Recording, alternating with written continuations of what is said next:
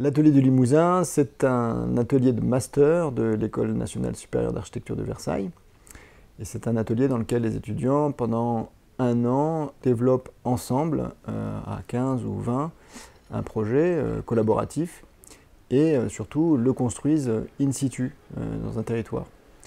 Et pendant 3 ans, nous avons choisi de nous installer dans la Haute-Vienne, dans la communauté de communes du Haut-Limousin en Marche, et plus spécifiquement sur la ville de Bellac.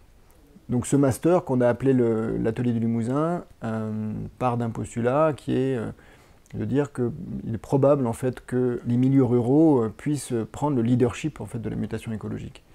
Et en s'inscrivant dans un territoire rural, les étudiants travaillent sur des diagnostics approfondis et font émerger des projets qui sont des solutions pouvant probablement, ou en tout cas on l'espère, aider à cette mutation écologique.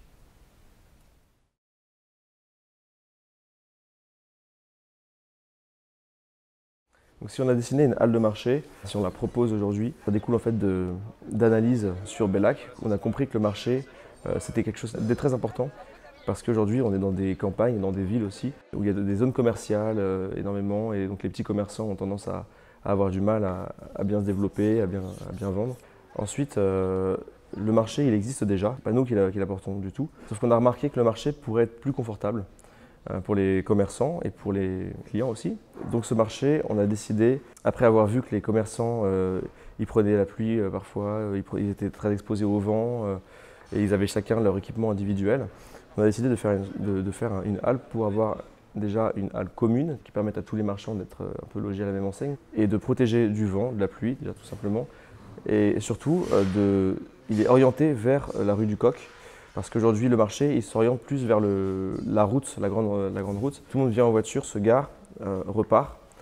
Et l'idéal pour nous, ce serait que ce marché, on puisse y accéder à pied, on puisse aller dans la rue du Coq, on puisse se promener, prendre son temps. Et pour nous, ça c'est important en fait. C'est ce qui rend un marché agréable, de pouvoir prendre son temps, de pouvoir s'arrêter, boire un café, avoir un endroit où une petite place où on peut se discuter avec les gens. Tout ça, c'est ce qui va donner un peu du charme au marché. Et c'est ce que nous, on a essayé de mettre en valeur et d'apporter au Bellachon, quoi. Et on n'a pas décidé de dessiner juste pour nous, mais surtout par rapport aux données sur lesquelles on ne peut pas faire l'impasse. Tous les sujets ont été analysés, ont été pris très au sérieux et on a essayé par plusieurs chemins, trouver la bonne solution.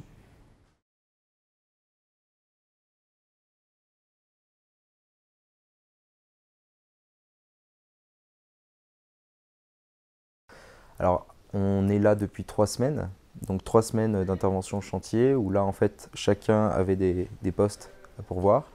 Donc on a commencé avec une première structure. Sur la phase boutique, on devait éviter de tailler trop les pierres puisque c'est quand même du bâti architectural intéressant, une qualité architecturale. Donc on a fait en sorte d'avoir le minimum d'impact sur le bâti en posant une première structure de tige filetée, en essayant de trouver les joints en fait pour éviter de tailler la pierre. Et ensuite, après cette première structure qui nous permettait de visser, de s'accoler, on est venu mettre une seconde peau qui vient faire la finition. Et après, pour ce qui est de la boutique, ce qu'on veut nous aussi, c'est montrer un petit peu les différentes propositions qu'on peut faire en fait sur une devanture. Donc on a rédigé une charte du commerce. Cette charte du commerce, en fait, elle est valable pour l'ensemble de la rue. Et l'idée, c'est de décrire un petit peu les processus, quoi, en fait. C'est-à-dire, on a une allège compris entre 40 et 60, on a un trumeau, on a une plainte, on a un imposte. Et en fait, toute cette charte, elle va définir en fait toute la rue du Coq. Donc à la fois, tu as l'homogénéité sur toute la rue, mais aussi, dans chaque bâti, tu as une particularité. Par exemple, là, ça a été le cas des trumeaux, on avait des belles pierres en granit. Peut-être qu'à un autre moment, ce sera un linteau bois qui sera bien préservé ou autre, quoi. Mais globalement, c'était ça. Mettre en valeur le bâti existant tout en homogénéisant la rue.